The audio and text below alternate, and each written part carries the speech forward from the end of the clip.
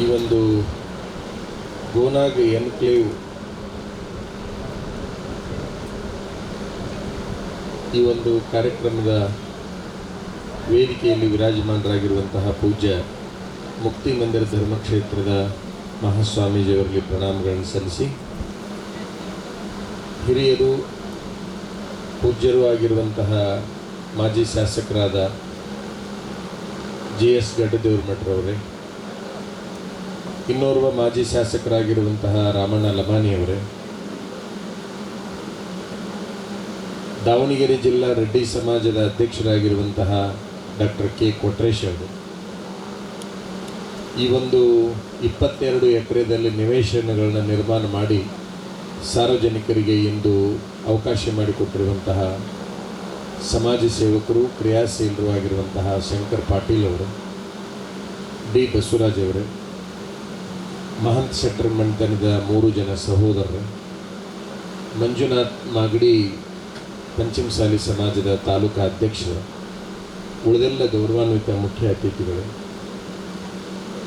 ಗದಗದಿಂದ ಬಂದಿರುವಂತಹ ನ್ಯಾಯವಾದಿಗಳೇ, ಯಾವತ್ತೂ ಶಂಕರ್ ಪಾಟೀಲ್ರ ಸ್ನೇಹಿತರೆ, ಬಂಧುಗಳೇ ಮತ್ತು ಅವರ ಅಭಿಮಾನಿಗಳು. ನಾವು ಶಂಕರ್ ಪಾಟೀಲ್ ಅವ್ರ ಬಗ್ಗೆ ಬಹಳ ಹೇಳಬೇಕಾಗಿತ್ತು. ಯಾಕಂದರೆ ಬಹಳ ವರ್ಷಗಳಿಂದ ನಾವು ಅವ್ರನ್ನ ಬಲ್ಲವರು. ಹಿಂದೆ ಒಂದು ದೊಡ್ಡ ಕಾರ್ಯಕ್ರಮವನ್ನು ದಾವಣಗೆರೆಯಲ್ಲಿ ಅವ್ರು ಮಾಡಿದರು. ಅವ್ರದ್ದೊಂದು ಮೈತ್ರಿ ಮತ್ತು ಇನ್ನೊಂದು ಸಂಸ್ಥೆ ಇದೆ. ಬಹುಶಃ ಸಮಾಜ ಸೇವೆ ಅನ್ನುವಂಥದ್ರಲ್ಲಿ ಮೊದಲಿಗೆ ಅವರು ತಮ್ಮನ್ನು ತಾವು ತೊಡಗಿಸಿಕೊಂಡವರು. ಆಮೇಲೆ ಬೇರೆ ಬೇರೆ ಉದ್ಯೋಗಗಳಲ್ಲಿ ತಮ್ಮನ್ನು ತಾವು ತೊಡಗಿಸಿಕೊಂಡಿರ್ತಕ್ಕಂಥವ್ರು. ಒಂದು ಸಾರಿ ನೀವು ಹರಿಹರದಿಂದ ದಾವಣಗೆರೆಗೆ ಹೋಗಬೇಕಾದ್ರೆ ಬಲಭಾಗದಲ್ಲಿ ಅವ್ರದ್ದೊಂದು ಸಂಸ್ಥೆ ಇದೆ.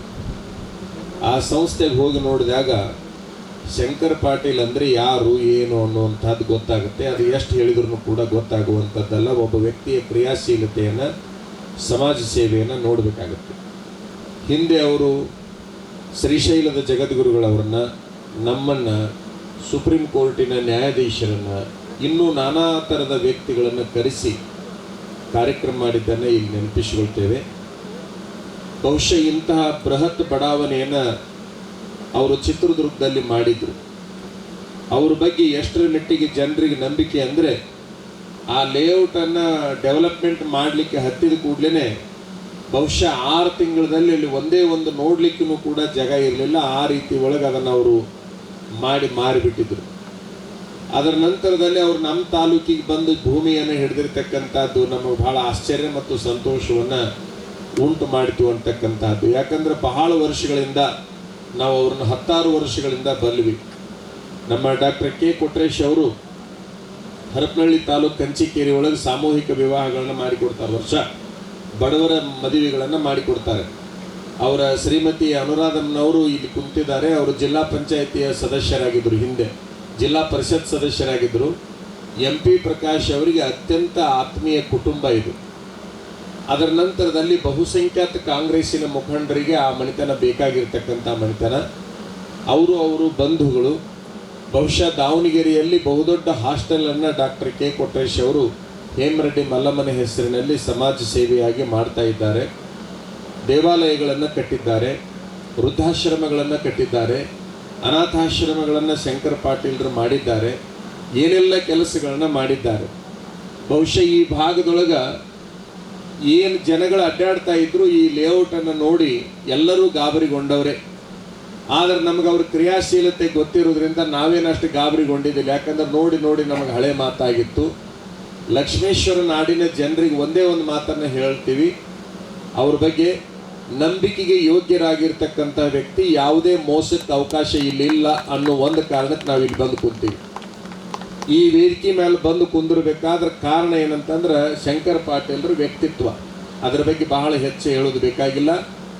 ಆ ವ್ಯಕ್ತಿತ್ವದಲ್ಲಿ ಎಷ್ಟು ಪಾವಿತ್ರ್ಯತೆ ಇದೆ ಅಂತಂದರೆ ಅಲ್ಲಿ ಯಾವುದೇ ದೋಷಗಳಿಗೆ ಅವಕಾಶ ಇಲ್ಲ ಮತ್ತು ಬೇರೆ ಉದ್ದೇಶಗಳಿಗೆ, ಕೆಟ್ಟ ಉದ್ದೇಶಗಳಿಗೆ ಅವಕಾಶ ಇಲ್ಲ ಅಂತಕ್ಕಂಥದ್ದನ್ನು ಈ ಸಂದರ್ಭದಲ್ಲಿ ಹೇಳಲಿಕ್ಕೆ ಬಯಸ್ತಾ JS ಗಡ್ಡದೇವ್ರ ಮಠರವರು ಒಂದು ಮಾತನ್ನು ಹೇಳಿದರು. ದೂರದೃಷ್ಟಿಯನ್ನು ಇಟ್ಟುಕೊಂಡು ಇಲ್ಲಿ ಅವರು ಇಷ್ಟು ದೊಡ್ಡ ಲೇಔಟನ್ನು ಅವರು ಮಾಡಿದ್ದಾರೆ ಅಂತ ಹೇಳಿ. ಜನ ಯಾವುದೇ ರೀತಿಯಿಂದ ಕಾನೂನಿನ ತೊಂದರೆ ಇರುವಂಥ ಜಾಗದಲ್ಲಿ ಮನೆಯನ್ನು ಕಟ್ಟಿಬಿಟ್ರು ಅಂತಂದರೆ ಅಲ್ಲಿ ನೆಮ್ಮದಿಯಾಗಿ ಅವರು ಮಲಗಲಿಕ್ಕೆ ಸಾಧ್ಯ ಇಲ್ಲ. ಯಾವುದೇ ಕಾನೂನಿನ ಸಮಸ್ಯೆ ಬರಲಾರ್ದಂತಹ ಒಂದು ಜಾಗೆಯನ್ನು ಅವರು ನಿರ್ಮಾಣ ಮಾಡಿದ್ದಾರೆ. ಯಾರಾದರೂ ಮನೆ ಕಟ್ಟಬೇಕನ್ನೋರು ವಿಶ್ವಾಸದಿಂದ ಇಲ್ಲಿ ಜಾಗ ತೆಗೆದುಕೊಳ್ಳಲಿಕ್ಕೆ ಅಡ್ಡಿ ಇಲ್ಲ ಅನ್ನುವಂತಹ ಒಂದು ಮಾತನ್ನು ಬಹುವರ್ಷದ ಅನುಭವದೊಂದಿಗೆ ನಾವು ಹೇಳಲಿಕ್ಕೆ ಬಯಸ್ತೀವಿ ಅಂತಕ್ಕಂಥದ್ದು. ರೈಲ್ವೆ ಸ್ಟೇಷನ್ ಬರ್ತದೆ ಅನ್ನುವಂಥದ್ದು, DC ಆಫೀಸ್ ಇಲ್ಲಿ ಯಾಕೆ ಬರ್ತಾ ಅಂತ ಅದೊಂದು ನನಗೆ ಗೊತ್ತಾಗಲಿಲ್ಲ. ತಹಸೀಲ್ದಾರ್ ಆಫೀಸ್ ಇಲ್ಲೇ ಬರ್ತಂತೆ. ಮತ್ತು ಎದುರಿಗೇನೆ ದೊಡ್ಡ ಶಿಕ್ಷಣ ಸಂಸ್ಥೆ ಇಲ್ಲಿ ಬಂದಿರೋದ್ರಿಂದ ಈ ಏರಿಯಾ ಬಹುಶಃ ಬುದ್ಧಿಜೀವಿಗಳ ಸುಶಿಕ್ಷಿತರ ಏರಿಯಾ ಆಗುತ್ತೆ ಅನ್ನೋದ್ರೊಳಗೆ ಎರಡು ಮಾತೇ ಇಲ್ಲ ಅಂತಕ್ಕಂಥ ಮಾತನ್ನು ಈ ಸಂದರ್ಭದಲ್ಲಿ ಹೇಳಿ ಅವಕಾಶಗಳನ್ನು ಬಳಸಿಕೊಳ್ಳ್ರಿ. ಯಾವಾಗಲೂ ಮನುಷ್ಯ ಹಣವನ್ನು ಮನೆಯಲ್ಲಿ ಇಟ್ಟುಕೊಂಡು ಕುಂತುಕೊಂಡು ಅದನ್ನು ಕೊಳಸೋದ್ರ ಬದಲಿ ಅದನ್ನು ಬೆಳೆಸಬೇಕಾಗಿತ್ತು ಅಂದರೆ ಅದನ್ನು ಭೂಮಿಯಲ್ಲಿನೇ ಹಾಕಬೇಕೇ ಹೊರತಾಗಿ ಕಪಾಟ್ನಾಗ ಇಟ್ಟರೆ ಡಬಲ್ ಆಗೋದಿಲ್ಲ, ಪ್ಲಾಟ್ನಾಗ ಇಟ್ಟರೆ ಅದು ಡಬಲ್ ತ್ರಿಬಲ್ ಆಗುತ್ತೆ ಅಂತಕ್ಕಂಥದ್ದನ್ನು ಭಾಳ ಜನ ತಿಳ್ಕೋಬೇಕು. ಇವತ್ತಿನ ದಿವಸ ಎಲ್ಲರೂ ಅದನ್ನು ಬಲ್ಲವರೇ ಆಗಿದ್ದೀರಿ ಅಂತಕ್ಕಂಥದ್ದು. ನಾವೊಂದು 3 ಎಕರೆ ಚಿಲ್ಲರ ಒಂದು ಲೇಔಟ್ ಹಿಡ್ಕೊಂಡಿವಿ. ಇಲ್ಲಿ ಲೇಔಟ್ ಅಂತಾರೆ, ಏನಂತಾರೆ ಅದಕ್ಕೆ, ಒಟ್ಟು ಎಣ್ಣೆ ಆಗಿತ್ತು ಅದು. ಅದನ್ನು ಯಾರು ಹಿಡ್ದಿಲ್ಲ ಜರ ನೀವೇ ಹಿಡ್ಕೋರಿ ಅಂತೇಳಿ ಅವ ಬಂದ ಮಹೇಶ್ ಉಲ್ಬಜಾರ ಗಡ್ಡದೇವ್ರ ಮಠರ ಹತ್ರ ಗಂಗಣ್ಣ ಮಾನ್ಸೆಟ್ರ ಹತ್ರ ಅದನ್ನ ಒಯ್ದಿಟ್ಟಿವಿ. ನಾವು ಇದನ್ನ ಹಿಡಿಬೇಕಾ ಬ್ಯಾಡ್ರಿ ಅಂತ, ಇದನ್ನು ಹಿಡೀರಿ ಅಂದ್ರೆ ಅವ್ರು. ನಾವು ಅವತ್ತು ಅದನ್ನು ಹಿಡ್ಕೊಂಡ್ವಿ. ಅಷ್ಟು ಸಾಲ ಮಾಡೇ ಹಿಡ್ಕೊಂಡ್ವಿ. ನಾವು ಬ್ಯಾಂಕ್ನಾಗ ಅದನ್ನು ಅಷ್ಟು ಸಾಲ ಮಾಡೇ ಹಿಡ್ಕೊಂಡ್ವಿ. ಈಗ ಅದನ್ನು ಸಾಲ ಬಗೆಹರಿಸಿ ಭಾಳ ಅಂದ್ರೆ ಇನ್ನೊಂದು 20 ಲಕ್ಷ ರೂಪಾಯಿ ಸಾಲ ಇರಬೇಕು, 20 ಲಕ್ಷದ ಒಳಗಿರಬೇಕು. 1 ಕೋಟಿ ಮೇಲೆ ಎಷ್ಟೋ ಸಾಲ ಮಾಡಿ ಅದನ್ನು ಜಾಗ ಹಿಡಿದಿದ್ವಿ. ಅದನ್ನು ಮೊನ್ನೆ ಯಾರೋ ಒಬ್ಬರು ಬಂದು ಅಷ್ಟು ನಮಗೆ ಇಷ್ಟು ಕೊಡೋದಾದ್ರೆ ನಾವು ತೊಗೊತೀವಿ ಅಂತ ಅಂಕಿ ಹೇಳಿದಾಗ ನಾವ ಗಾಬರಿ ಆಗಿದ್ವಿ. ಯಾವನೋ ಒಬ್ಬ ಬಂದಿದ್ದು 8 ಕೋಟಿ ಕೊಡ್ತೀವಿ ಕೊಡ್ರಿ ಅದಂತ. ನಾವು ಹಿಡಿದಿದ್ದು ಅಷ್ಟಕ್ಕಲ್ಲ, ಆದ್ರೆ ಅದನ್ನು 8 ಕೋಟಿ ಕೊಡ್ತೀವಿ ಕೊಡ್ರಿ ಅಂತ ಬಂದಾಗ ನಾವೇ ಗಾಬರಿ ಆಗಿದ್ವಿ. ಇರ್ಲಿ ಬಿಡಪ್ಪ, ಅದನ್ನು ಕೊಡಕ್ಕೆ ಹಿಡಿದಿದ್ದಲ್ಲ ಇರುವಲ್ದಕ್ಕಂತೇಳಿ ನಾವು ಹಂಗೆ ಸುಮ್ಮನೆ ಬಿಟ್ಟಿದ್ವಿ. ಅಂತೂ ಒಟ್ಟಾರೆ ಹಣವನ್ನು ಭೂಮಿ ಒಳಗೆ ಹಾಕಿದರೆ ಹೆಂಗೆ ಬೀಜಗಳು ನೂರಾರಾಗಿ ಬೆಳೀತಾವೆ, ಒಂದು ಬೀಜ 100 ಬೀಜ ಆಗಿ ಬೆಳೆಯುತ್ತೆ. ಇವತ್ತು ದುಡ್ಡು ಕೂಡ ಭೂಮಿ ಒಳಗೆ ಹಾಕಿದರೆ ಬೆಳೆಯುತ್ತೆ ಅನ್ನುವಂಥದ್ರೊಳಗೆ ಎರಡು ಮಾತಿಲ್ಲ ಅಂತಕ್ಕಂಥದ್ದನ್ನು ಹೇಳ್ತಾ, ಈ ಒಂದು ಪರಿಸರವನ್ನು ನೋಡಿಕೊಂಡಾಗ ಆ ಶಂಕರ ಪಾಟೀಲ್ರ ದೂರದೃಷ್ಟಿ ಕೋನ ಭಾಳ ಚೆನ್ನಾಗಿದೆ ಅನ್ನುವಂಥದ್ದು ಗೊತ್ತಾಗುತ್ತೆ. 50 ವರ್ಷ ಎಲ್ಲ ಗ್ಯಾರಂಟಿಗಳನ್ನು ಕೊಟ್ಟಿದ್ದಾರೆ ಅವರು. ಇದನ್ನು ಓದಿಕೊಂಡಾಗ ಗೊತ್ತಾಗುತ್ತೆ. 50 ವರ್ಷ, 1 ವರ್ಷ ಅಲ್ಲ 2 ವರ್ಷ ಅಲ್ಲ, 50 ವರ್ಷದ ಯೋಜನೆಗಳನ್ನು ಇಲ್ಲಿ ಹಾಕಿ ಸರ್ಕಾರದ ಯಾವುದೇ ಅಧಿಕಾರಿಗಳು ಇಲ್ಲಿ ಯಾವುದೇ ಕೆಲಸ ಮಾಡಿರಬಾರ್ದು, ಅಷ್ಟರ ಮಟ್ಟಿಗೆ ವ್ಯವಸ್ಥೆಯನ್ನು ಶುದ್ಧೀಕರಣ ಮಾಡಿ ಕೊಟ್ಟಿದ್ದಾರೆ.